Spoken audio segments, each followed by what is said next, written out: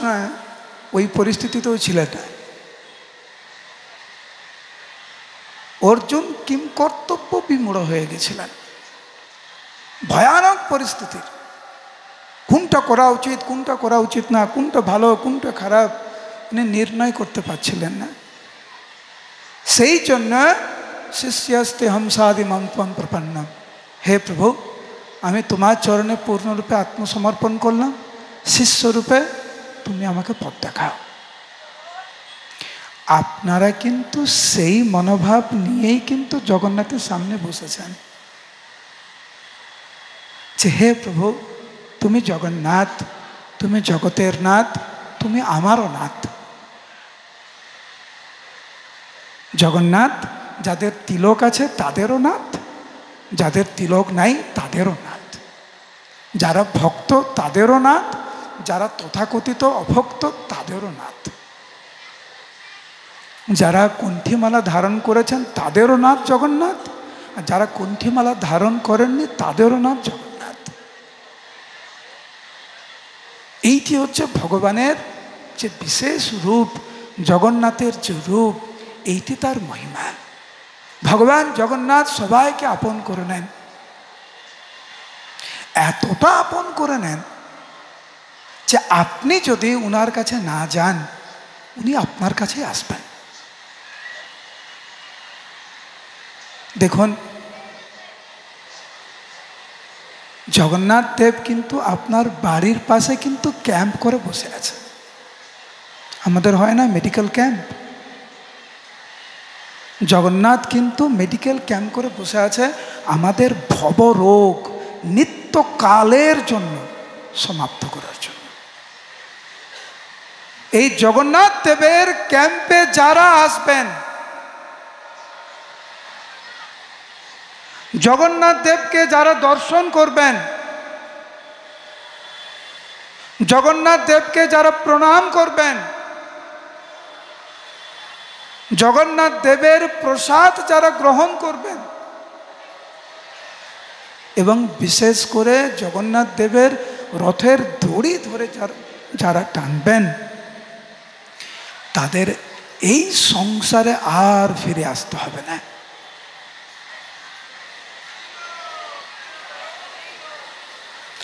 আপনারা এখন সিদ্ধান্ত নেন, আবার কষ্ট পেতে চান, আবার জন্ম চান, আবার মৃত্যু চান, আবার জরা চান, আবার ব্যাধি চান, নাকি জীবনের অন্তিমে আমাদের যে নিত্য আলয় ভগবত ধাম, ভগবানের আলয়, যেটি আমাদের প্রকৃত বাড়ি, সেইখানে ফিরে যাব। আপনারা এখন জগন্নাথ দেবের ক্যাম্পে এসেছেন। কার ক্যাম্পে এসেছেন? আপনারা কিন্তু কোনো না কোনো ক্যাম্পে গিয়েছেন। আমি কয়েকদিন আগে ক্লাসে বলছিলাম, এখন আমাদের পশ্চিমবঙ্গ সরকার একটি নতুন প্রকল্প হাতে নিয়েছেন, দুয়ারে সরকার, তাই না? আপনারা গিয়েছেন কেউ কেউ দুয়ারে সরকারে, কেউ কেউ লাভবান হয়েছেন।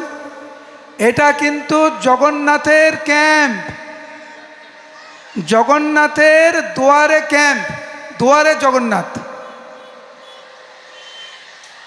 এসে গেছেন জগন্নাথের কাছে, একটু কথা শুনুন জগন্নাথ দেব কি বলছেন আপনাদেরকে। এখন আপনি যদি ক্যাম্পে যান, সে মেডিকেল ক্যাম্পে হোক, দুয়ারে সরকার, যাই হোক, শুধু গেলেন আর বেরিয়ে আসলেন, ডাক্তারের কথা শুনলেন না, উনি যে কি প্রেসক্রাইব করেছে, কি অনুমোদন করেছেন, কি অনুমোদন করেননি, ওদিকে কোনো তোয়াক্কা নেই। বা দুয়ারে সরকারের কাছে, দুয়ারে সরকারের ক্যাম্পে গিয়েছেন, শুধু গিয়েই বেরিয়ে এসছেন, আপনার সমস্যা তো সমাধান হবে না। জগন্নাথ দেবের ক্যাম্পে এসছেন, জগন্নাথ দেব কি বলছেন একটু শুনুন। সারা বিশ্ব ব্রহ্মাণ্ডের মালিক আপনাদেরকে কিছু বলার চেষ্টা করছেন, আপনারা কি শুনবেন? হ্যাঁ কি না? ভগবান কৃষ্ণ অর্জুনকে বলছেন, একদিকে কৌরব, একদিকে পাণ্ডবরা যুদ্ধের জন্য প্রস্তুত। ঠিক আগের মুহূর্তে ভগবান গীতা বলা শুরু করলেন। একদম শেষের অধ্যায় চলে এসেছেন, 18 অধ্যায়। গীতা বলা শেষ হবে শুধু, আর মাত্র কয়েকটা শ্লোক বাকি, 10-12টা শ্লোক বাকি, তারপরে কিন্তু গীতা শেষ। এখন ভগবান বলছেন, সর্বগুহ্য তমম ভূয়া শ্রীণু মে পরমম বচঃ। হে অর্জুন, এখন আমি তোমার কাছে যেটা বলতে চাইছি সেটি হচ্ছে সবচাইতে গোপনীয়। কেন তোমাকে বলছি? কারণ তুমি আমার ভক্ত। ইষ্টসি, ইষ্ট মানে তুমি আমার প্রিয়। ইষ্টসি মে দৃঢ়মিতি ততো বক্ষ্যামি বক্ষ্যামি তে হিতম। তোমার যাতে সর্বশ্রেষ্ঠতম হিত হয়, সেই জন্য আমি তোমাকে সবচাইতে গোপনীয় কথা বলছি। আমরা কিন্তু আমাদের মঙ্গলই কামনা করি। আমাদের যত চেষ্টা, যত প্রয়াস, যত সংগ্রাম নিজের কল্যাণের জন্য। এখন ভগবান অর্জুনকে যে উপদেশ দিয়েছেন সেটি প্রকৃতপক্ষে আমাদের জন্য। অর্জুন তো ভগবানের শুদ্ধ ভক্ত। ভক্ত সীমে সখা চেতি রহস্যম হেতুদুত্তম। হে অর্জুন, তুমি হচ্ছে আমার পরম ভক্ত, পরম সখা। তিনি তো বিভ্রান্ত হতে পারেন না। কিন্তু আমাদের সামনে গীতার জ্ঞানকে তুলে ধরার জন্য অর্জুন এই বিভ্রান্তিকর লীলা উনি করলেন। এখন অর্জুন একাগ্রচিত্তে ভগবানের কথা শুনে আসছেন, কিন্তু যেই বলেছেন ভগবান সবচাইতে গোপনীয় কথা তোমাকে বলবো এখন আমি, মন দিয়ে শ্রবণ করো। তৎক্ষণাৎ অর্জুন একাগ্রচিত্তে পূর্ণ মনোযোগ সহকারে ভগবানের এই উপদেশ উনি শ্রবণ করেছেন। আমি এই শ্লোকটি বলছি, আমার পরে পরে সবাই বলবেন। যারা নামহট্টের ভক্ত অনেকে হয়তো এই শ্লোকটি জানেন, হয়তো এই শ্লোকটি যে এইভাবে এসেছেন সেটা হয়তো জানেন না, যে গীতার একদম শেষে মাত্র কয়েকটি শ্লোক আগে ভগবান এমন ভূমিকা দিয়ে দিয়েছে যে সর্বশ্রেষ্ঠতম এটা। বলুন, মন মনা, সবাই সবাই বলছেন না, উচ্চস্বরে বলুন, মন মনা ভবমত ভক্ত মত্যাজীমম নমস্কুরু মমৈ বৈশ্যসি সত্যম তে প্রতিজানে প্রিয়সি মে। তুমি সর্বদা আমাকে স্মরণ করো। আপনারা কাকে স্মরণ করেন? সবাই বলুন হরে কৃষ্ণ। হচ্ছে না হরে কৃষ্ণ? আপনারা মানেন তো যে আমাদের প্রত্যেকের জীবনে অনেক জটিলতা আছে, হ্যাঁ কি না? তার অন্যতম কারণ হচ্ছে সারাদিন আমরা কাকে স্মরণ করি। চিন্তা করুন একটু।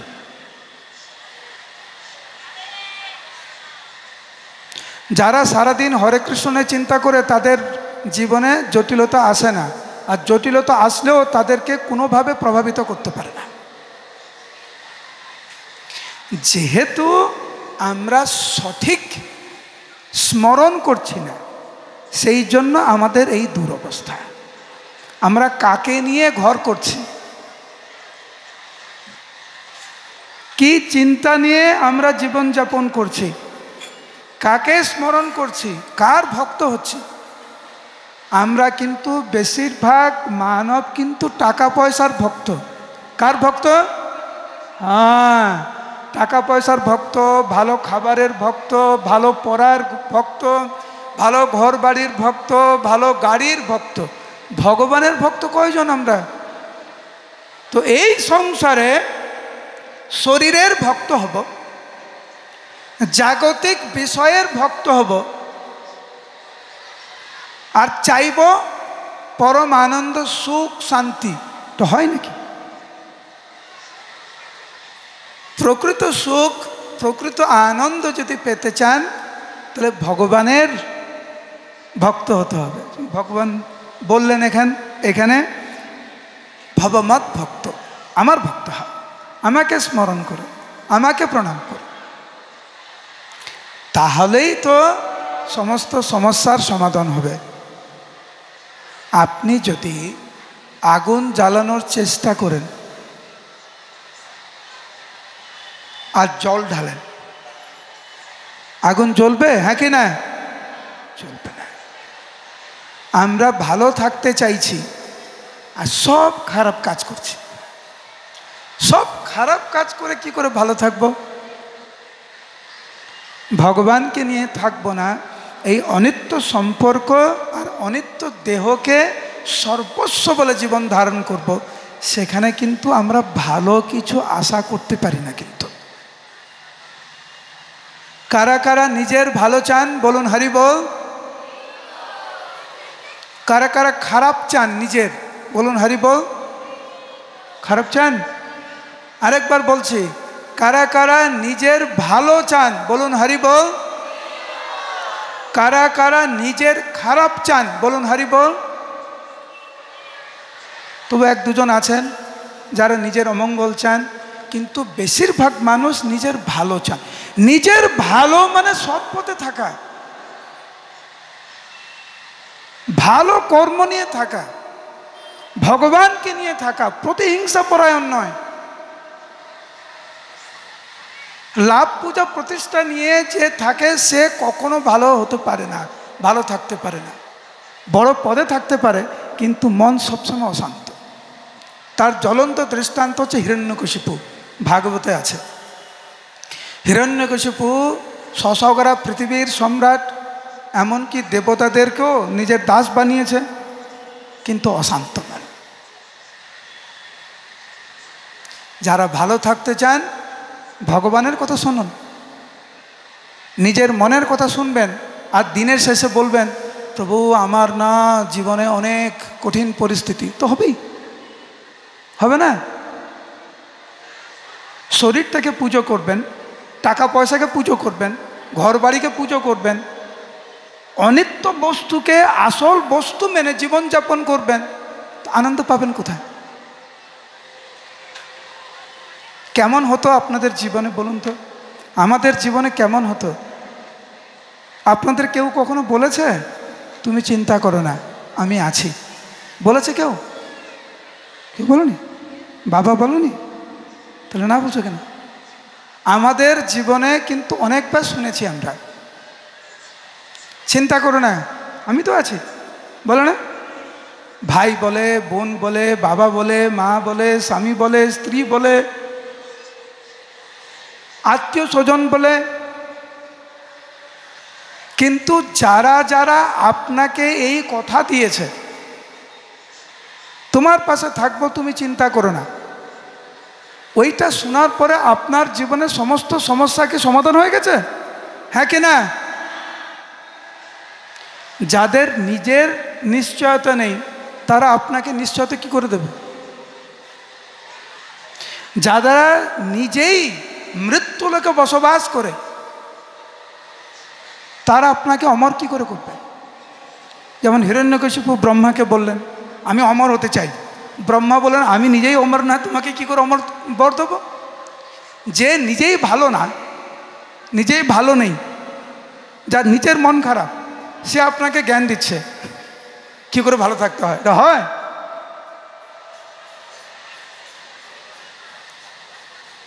গীতাতে ভগবান একটা শব্দ ব্যবহার করেছেন যেটা আপনাদের জীবনে আপনারা হাজারবার শুনেছেন, কিন্তু ভগবানের থেকে না, নিজের নিকট আত্মীয় থেকে। কি? চিন্তা করো না। ভগবানও বলছেন সর্বধর্মান পরিত্যজ্য মামেকম শরণম ব্রজ অহম ত্বম সর্বপাপেভ্যো মোক্ষয়াস্যামি। চিন্তা করো না আমি আছি। এই শ্লোকের আগের শ্লোকটা কি? তার আগেই ভগবান উপদেশ দিয়েছেন কিন্তু মন্মনা ভবমত ভক্ত, আমার ভক্ত হ, আমাকে প্রণাম করো, আমাকে স্মরণ করো। তারপর উনি বলছেন এইটা করো, আর কোনো চিন্তা করো না। এখন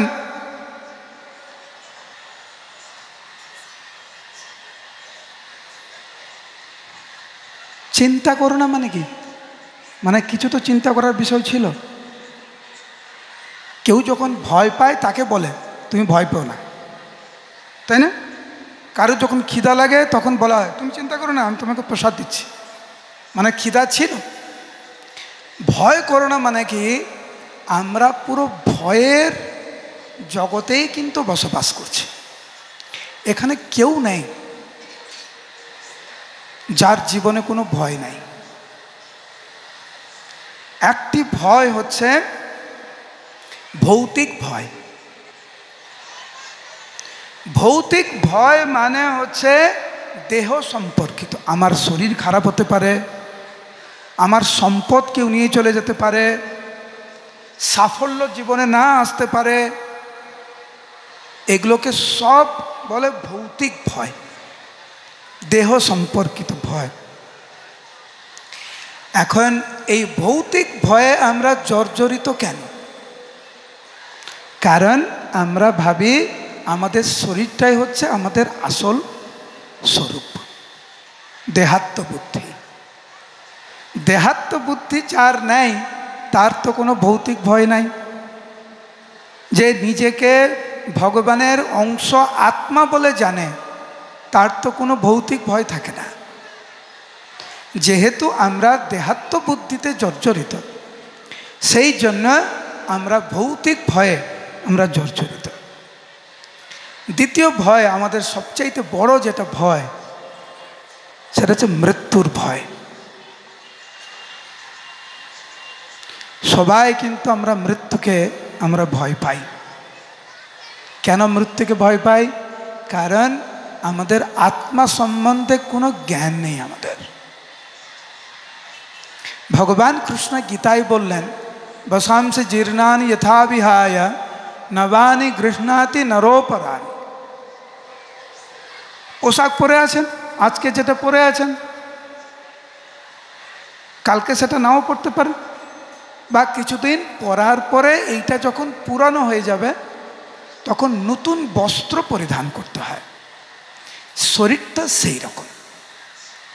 শরীরের জন্ম হয়, কিছুদিন থাকে, পুরানো হয়ে যায়, জরাগ্রস্ত হয়, এই শরীরটাকে ফেলে দিয়ে নতুন শরীর ধারণ করতে হয়। তো মৃত্যুর ভয় কাদের হয়? যারা বুঝতে পারে না যে এই শরীরটি মাত্র একটি পোশাক। আমাদের আসল স্বরূপ হচ্ছে, জীবের স্বরূপ হয় কৃষ্ণের নিত্য দাস। সবাই বলুন হরে কৃষ্ণ। সেই জন্য আমাদের মৃত্যুর ভয়। ভক্তদেরকে মৃত্যু হয় না?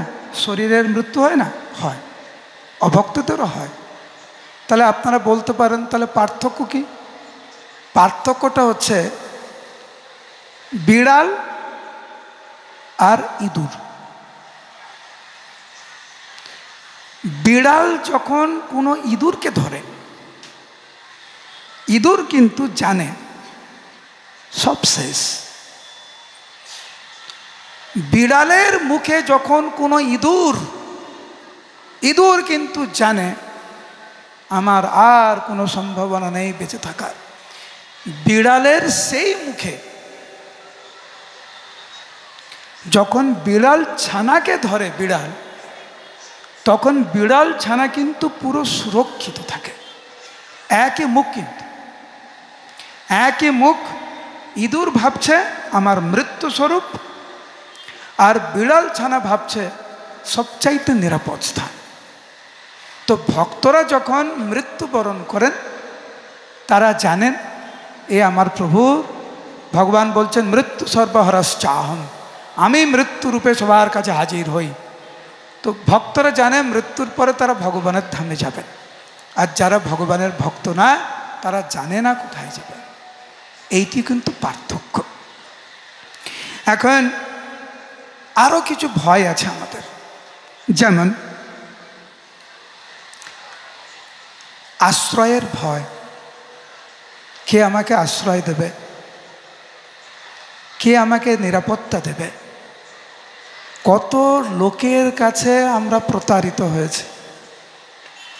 সবাই বলে তোমার ভালোর জন্যই করছি, দিনের শেষে দেখা গেল ওখানে ভালো মন্দ আমার ব্যাপারে কিচ্ছু নেই, সব ওর জন্যই সব কিছু করে গেছে। এটাতে আমরা খুব ভয় পাই। কার আশ্রয়ে থাকব, কার নিরাপত্তায় আমরা থাকব? পরিবারকে এত কিছু দিলাম, পরিবারের জন্য সব কিছু উৎসর্গ করে দিলাম, দিনের শেষে তারা আমার পাশে থাকবে তো? মা পিতারা, বাবা মারা সন্তানের জন্য কত ত্যাগ করেন, অকল্পনীয়। কিন্তু অনেক সময় দুর্ভাগ্যবশত তাদের শেষ সময় হয় ঘরের মধ্যে একাকী, নাহলে বৃদ্ধাশ্রম। সন্তানদের বাবা মায়ের জন্য সময় নেই, তাদের জীবনে তারা ব্যস্ত বা ফোন নিয়ে ব্যস্ত। এইটা কিন্তু একটু চিন্তা হয় যে যাদের জন্য পুরো জীবনটা উৎসর্গ করে দিলাম, দিনের শেষে তারা থাকবে তো আমার পাশে? পরিবারকে এত কিছু দিয়েছি আমরা, তা নিয়ে ভয়, চাকরি নিয়ে ভয়, ব্যবসা নিয়ে ভয়, আরেকটি ভয় হচ্ছে প্রিয়জনদেরকে হারানোর ভয়। কয়েকদিন আগে একটা দুর্ভাগ্যজনক ঘটনা ঘটে গেল। এয়ার ইন্ডিয়ার একটি প্লেন অ্যাক্সিডেন্টের ফলে কত মানুষ মারা গেল, কত আত্মীয় স্বজনের হাহাকার ক্রন্দন। আমাদেরও কিন্তু ভয় আছে, আত্মীয় স্বজনদের হারানোর ভয়।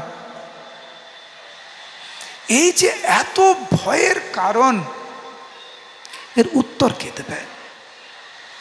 ভগবান কিন্তু বলছেন, মা সুচ, তুমি চিন্তা করো না।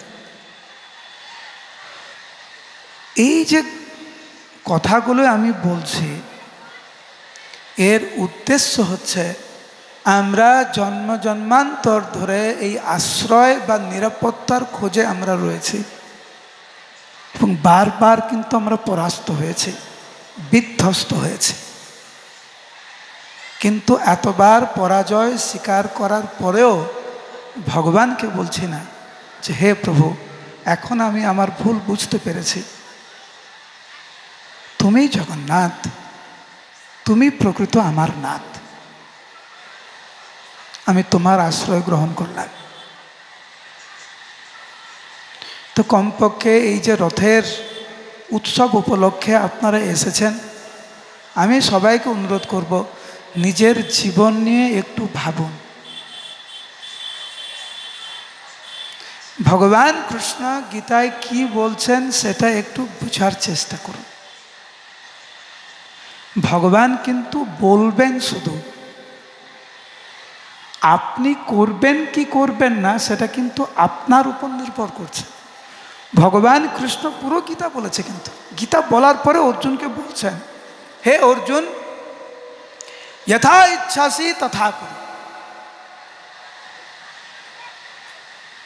তুমি আমার শরণাপন্ন হয়েছিলে, আমি তোমাকে গীতা প্রদান করলাম, এখন তোমার যা খুশি তুমি করো। অর্জুন ভগবানের এই কথা শুনে বললেন, নষ্ট মোহা স্মৃতি লব্ধ্বা তৎপ্রসাদাৎ মায়াচ্যুত স্থিতোস্মি গত সন্দেহ করিষ্যে বচনম। হে প্রভু, না না, এইরকম না। আপনার শ্রীমুখ থেকে আমি উপদেশ শ্রবণ করার পরে আমার মোহ দূর হয়েছে, আমার মনে কোনো সন্দেহ নেই, আমি নিরাপত্তাহীনতায় আর ভুগছি না, নিরাশ্রয় আমি অনুভব করছি না। এখন আমি উপলব্ধি করেছি তুমি আমার প্রভু, সেই জন্য করিষ্যে বচনম তব। তুমি যা বলেছ গীতাতে তা আমি অক্ষরে অক্ষরে পালন করব। আপনারা এত সংখ্যায় এখানে বসেছেন, গীতার সার অংশ আপনারা শুনছেন, এই কান দিয়ে ঢুকে এই কান দিয়ে যদি বের করে দেন, করতে পারেন। আপনার জীবন, আপনার স্বাধীনতা, কিন্তু কর্মফল আপনাকেই ভোগ করতে হবে। আপনার হয়ে কর্মফল অন্য কেউ ভোগ করবে না। আপনি বলতে পারেন কৃষ্ণ উনার মতো করে গীতা বলে গেছেন, আমি আমার মতো করে জীবনযাপন করব। হ্যাঁ, করতে পারেন, কোনো অসুবিধা নেই, করছেন তো। কি পেয়েছেন?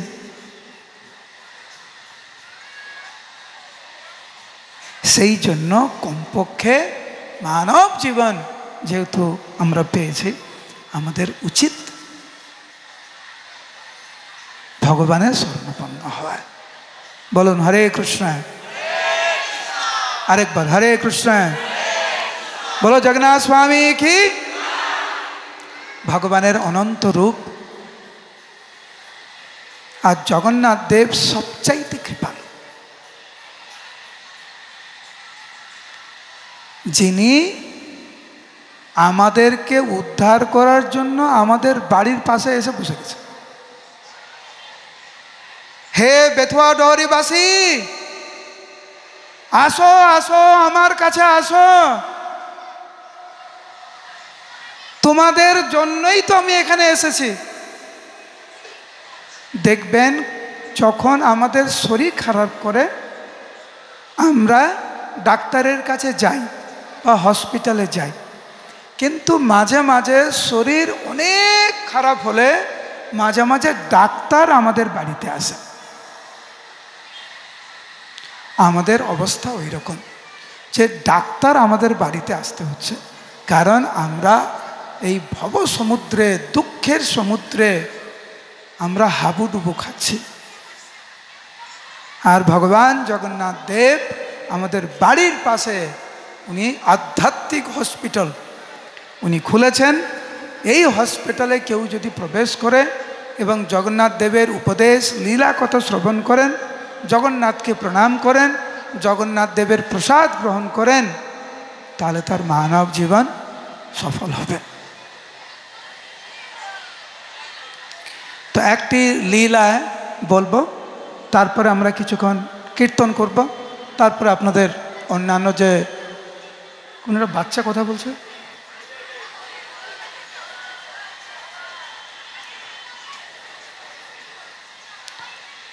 আমি একটা জিনিস, এই বাচ্চা প্রথম ডিস্টার্ব করলো ক্লাসে। তাছাড়া কিন্তু আমি তো সব জায়গায় যাই, আপনারা কিন্তু খুব সুন্দরভাবে কথা শুনছেন, আমার খুব ভালো লাগছে, অনেক প্রণাম জানাচ্ছি আপনাদেরকে। আমাকে সহ্য করে শুনছেন, এটা বিরাট ব্যাপার। তো একটা লীলা বলবো জগন্নাথ দেবের, যার মাধ্যমে এটা প্রমাণ হয় যে কেউ যদি ভগবানের ভক্ত হন, ভগবান তাকে কোনোদিন কোনো পরিস্থিতিতে ত্যাগ করে না।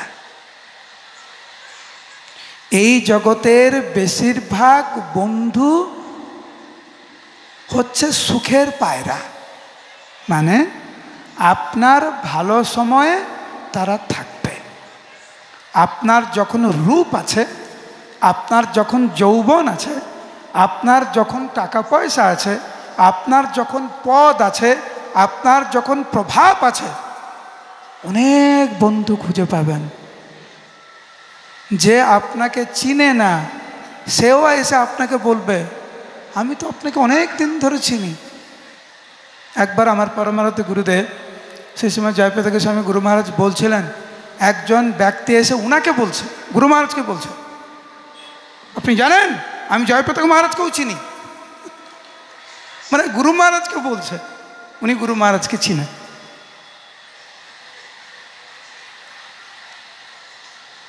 কিন্তু প্রকৃত বন্ধু সেই যখন আপনার কিচ্ছু থাকবে না, সে আপনার পাশে থাকবে, কারণ সে আপনাকে ভালোবাসে। আপনার রূপের জন্য, আপনার পদের জন্য, আপনার প্রভাবের জন্য, আপনার অর্থের জন্য সে আপনাকে ভালোবাসে না। আপনি যেরকম সেরকমই সে ভালোবাসে। ঠিক ঠিক যেরকম ব্রজবাসীরা কৃষ্ণকে ভালোবেসেছিলেন। ভগবানকে ব্রজবাসীরা উনি ভগবান বলে ভালোবাসেননি, ব্রজবাসীরা ভালোবাসেননি, উনি কৃষ্ণ তাই ভালোবেসেছেন। ভগবান জগন্নাথ দেব ওই রকম প্রভু, ওই রকম পিতা, ওই রকম আশ্রয়দাতা, যিনি সর্বক্ষণ সেই রকম ভক্তের পাশে সর্বক্ষণ থাকেন যারা পূর্ণরূপে জগন্নাথ দেবের চরণে আত্মসমর্পণ করেছেন। আমরা অনেকে আছি দুই নৌকায় পা দিতে চাই, প্রসাদও খাবো আবার আমিষও খাবো, চরণামৃত পান করব আবার সুরাও পান করব, ভগবানের যে চরণে ফুল সেটার ঘ্রাণও নেব আবার নেশাও করব, মন্দিরে যাব অসৎ জায়গাতেও যাব, দুই নৌকায় পা দেওয়া। আপনি বলুন, যারা দুই নৌকায় পা দেয় তারা কতটা সুরক্ষিত? আপনি বলুন না, কখন নদী পের হয়েছে? দু নৌকায় পা দিয়ে পূরণের চেষ্টা করুন, তখন কি হয়? আমরা যে ভক্তের কথা বলছি তারা হচ্ছে মনমনা ভবমত ভক্ত। আমরা মাঝে মাঝে কি করি, ধরুন মন্দিরে এসেছেন, প্রণাম করেছেন, এক দুমালা জপ করেছেন, প্রসাদ পেয়েছেন, তারপরে কিছু ঘটনা ঘটলো যেটা ঘটনা উচিত না, এবার সব দোষ ভগবান। হ্যাঁ, মন্দিরে গেলাম তাই এরকম হয়ে গেল, শরীর খারাপ হয়ে গেল, জ্বর হয়ে গেল, আমার চাকরি চলে গেল, ব্যবসাটা ক্ষতি হয়ে গেল। আচ্ছা, একটা উদাহরণ দিই। আপনি পেট ব্যথা নিয়ে ডাক্তারের কাছে গিয়েছেন, ডাক্তার আপনার কথা শুনে পরীক্ষা করে দেখলো একে একটা ইঞ্জেকশন দেওয়া দরকার। আপনি যদি বলেন ডাক্তারকে, আপনি কীরকম পাগল ডাক্তার, ব্যথা নিয়ে এসছি, আপনি আবার ইঞ্জেকশন দেবেন? আপনি তো মিষ্টি খাওয়াবেন, তাই না, ভালো মন্দ খাওয়াবেন, তাহলে তো কখনো কখনো ইঞ্জেকশন দরকার হয় আমাদের সুস্থ থাকার জন্য। ভগবান মাঝে মাঝে ভক্তদেরকেও অনেক কষ্ট দেন আমাদেরকে সঠিক পথে রাখার জন্য। আমরা অল্পতে ভুলে যাই, অল্পতে পথভ্রষ্ট হই। আমরা তো লোভী জাগতিকভাবে। বাংলার কথা আছে না, টাকা দেখলে কাঠের পুতুলও হাঁ করে, বলে না? আমরা সেরকম, টাকা দেখলে কাঠের পুতুলও হাঁ করে। ভগবান আমাদেরকে সঠিক পথে রাখার জন্য বিভিন্ন কার্যক্রম করেন। ভয়ের কিছু নেই, বিশ্বাস রাখুন ভগবানের প্রতি। দিনের শেষে দেখুন না, কিন্তু ভগবানের ইচ্ছা অনুসারে সেই প্রক্রিয়ার মাধ্যম দিয়ে যাওয়ার মানসিকতা আমাদেরকে রাখতে হবে। বলুন হরে কৃষ্ণ। তো জগন্নাথপুরী ধামে অর্জুন মিশ্র নামে ভগবানের এক পরম ভক্ত বসবাস করতেন, কিন্তু ভক্ত খুব গরিব, বাহ্যিকভাবে গরিব, আধ্যাত্মিকভাবে অনেক ধনী। বাহ্যিকভাবে ভালো ঘর নেই, ভালো জামা কাপড় নেই, কিন্তু অন্তরে জগন্নাথকে নিয়ে আনন্দে দিন কাটাচ্ছে। আমাদের এই জগতে লোক দেখানো বেশি, দেখবেন ভিতরে জ্বলে পুড়ে ছারখার, আর বাইরে ভালো জামা কাপড় পরে ভালো মোবাইল নিয়ে ঘুরে বেড়াচ্ছে, আর ভিতরটা একদম ছারখার হয়ে গেছে। অর্জুন মিশ্র ছিল ঠিক বিপরীত। বাহ্যিকভাবে অনেক দরিদ্র, ভিক্ষা করে খেতেন, সন্তানাদিদের নিয়ে, কিন্তু অন্তরে জগন্নাথকে নিয়ে পূর্ণ আনন্দিত চিত্তে বসবাস করছেন জগন্নাথপুরী ধামে। এবং ভিক্ষা করে যতটুকু আনতেন ওটা দিয়েই সংসার চলত, আর সারাক্ষণ কেবলমাত্র গীতা পড়তেন উনি। সেই জন্য পুরীবাসী ওনাকে নাম দেন গীতা পান্ডা।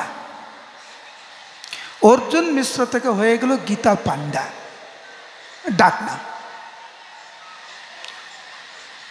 একটি সময় এই বর্ষাকালে এমন প্রবল বৃষ্টি হতে লাগলো, দিন রাত 24 ঘন্টা, যে কয়েকদিন যাবৎ অর্জুন মিশ্র বা গীতা পান্ডা ভিক্ষার জন্য বাইরে যেতে পারলেন না। তো প্রথম একদিন বাড়িতে যতটুকু ছিল ওইভাবে চলে গেছে, কিন্তু পরে আর যেতে পারেননি। ভক্তদের একটি স্বভাব হচ্ছে যে ভয়ঙ্কর প্রতিকূল পরিস্থিতির মধ্যে কিভাবে আরো ভগবানকে নিয়ে থাকা যায় সেই বিষয়ে চিন্তা করে। আর যারা কম বুদ্ধি সম্পন্ন, একটু প্রতিকূলতা আসলেই ভেঙে পড়ে, নিরুৎসাহিত হয়ে যায়। ভক্তরা ওরকম না। তো অর্জুন মিশ্র যখন দেখলেন বৃষ্টি, বাইরে যেতে পারছেন না, ঘরে খাবারও নেই, উনি ভাবলেন কি আর করা যাবে, এইটি হচ্ছে সবচাইতে ভালো সময়, সারাদিন আমি গীতা পড়ব। সারাদিন গীতা পড়ছেন, কিন্তু উনার যে স্ত্রী, উনি অত্যন্ত ক্রোধান্বিত হলেন। তুমি না খেয়ে আছো, আমি না খেয়ে আছি, সন্তানরা না খেয়ে আছে, তুমি কিরকম পিতা, তুমি কিরকম স্বামী, দায়িত্ব পালন করছো না? এই দুর্যোগের মধ্যেও তোমার যাওয়া উচিত ভিক্ষা করার জন্য। কিন্তু যা দুর্যোগ ছিল, বাইরে যাওয়া সম্ভব না। তো উনি এই যে পুরো বৈরাগীর ভাব, উনি গীতা পড়তেই আছেন এবং ওনার স্ত্রী অত্যন্ত ক্রোধান্বিত। তো গীতা নিয়ে ওই ওনার স্বামীর থেকে গীতাটা কেড়ে নিয়ে, যেখানে ভগবান বলছেন যে ভক্তদেরকে আমি সুরক্ষা প্রদান করি, ভক্তদের দেখভাল করি, ভক্তদের যেটা অভাব সেটা আমি পূরণ করি, ভক্তদের যেটা আছে সেটা আমি রক্ষা করি, এরকম গীতা একটা শ্লোক আছে। অর্জুন মিশ্রের স্ত্রী গীতার সেই শ্লোকটি খুলে পেন নিয়ে সেখানে 3টি দাগ দিয়ে দিয়েছে। এটা ভুল, ভগবান কৃষ্ণ ভুল শিক্ষা দিয়েছে, আমরা না খেয়ে মরছি। উনি গীতায় কি বলছেন? কে শুয়ে আছে? সবাই শুয়ে আছে রাত্রিবেলা, বাইরে বৃষ্টি, দুর্যোগ। হঠাৎ করে দেখলেন বাইরে থেকে কেউ দরজা নক করছে।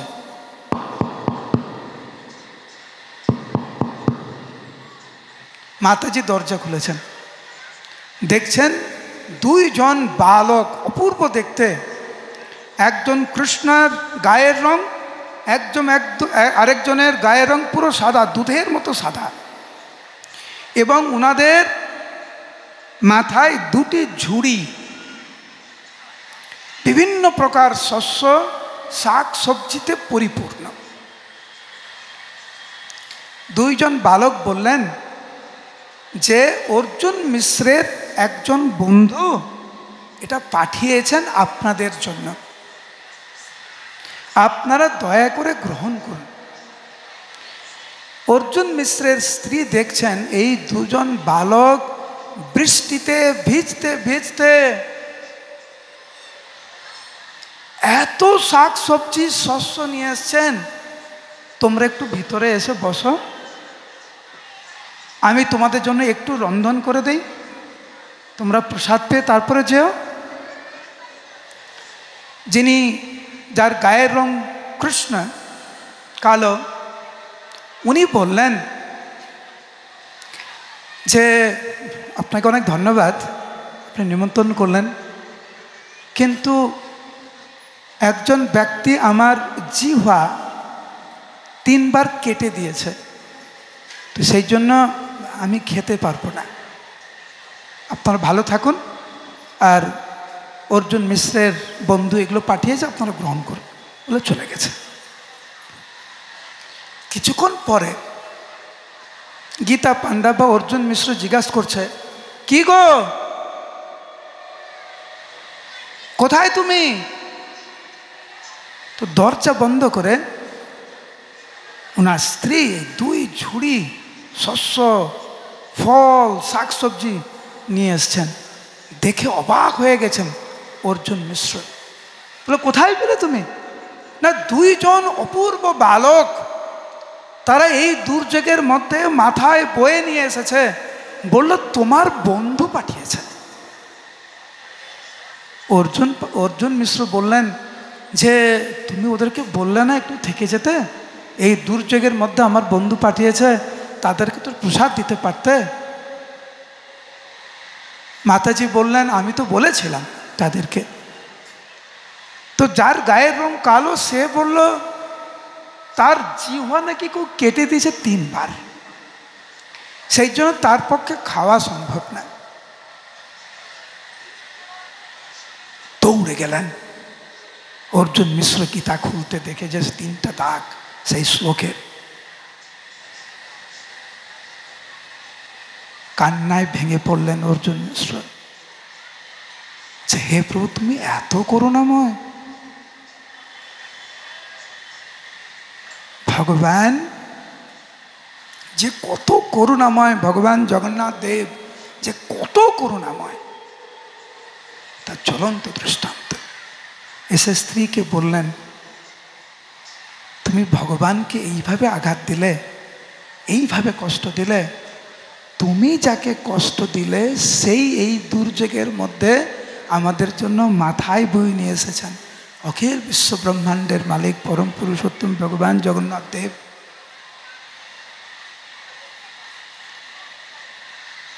তারপর দিন সকালবেলা মাতাজি এবং অর্জুন মিশ্র গেলেন জগন্নাথ মন্দিরে,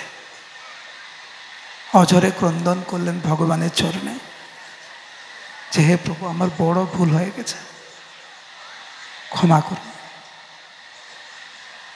এই হচ্ছে ভগবানের লীলা, ভগবানের করুণা।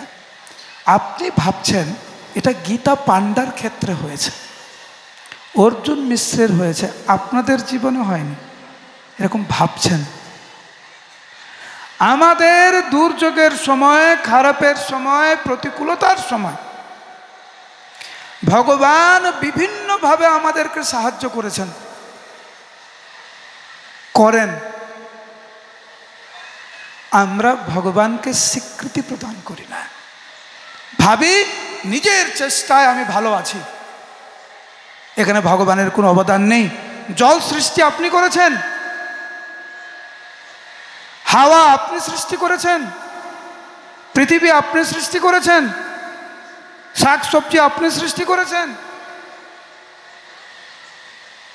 ভগবান যে কতভাবে, কত রূপে আমাদের পাশে থেকে সব সময় সর্বক্ষণ আমাদেরকে সাহায্য করছেন, তার স্বীকৃতি দেওয়া উচিত, সেটাকে স্বীকার করা উচিত।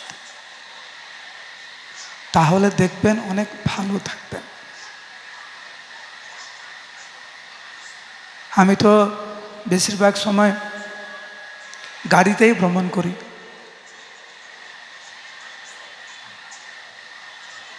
ভগবান যে কিভাবে আমাদেরকে রক্ষা করেন অকল্পনীয়।